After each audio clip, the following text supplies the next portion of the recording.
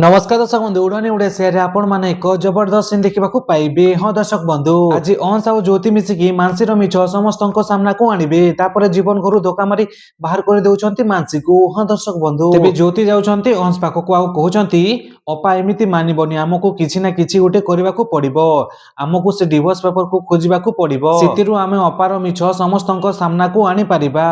तापर अंश कहउछंती हाँ ज्योति तमे ठीक कहउछ तमे जेमिति कहउछ हेमिति हेबो तमे गोटे काम कर तमे मानसी ऊपर नजर रख मु जाउछि मानसीर रूम को आउ डिवोर्स पेपर खोजिबा को चेष्टा करिवि। तापर अंश जाउछंती मानसीर रूम को आउ डिवोर्स पेपर खोजुथिबा बेले जीवन आछंती आउ कहउछंती अंश तमे ए रूम रे कोन करूछ। तापर अंश कहउछंती मु मोबाइल चार्जर आनिबा को आस्थिली मो मोबाइल चार्जर काम करूनी तो सेति पई।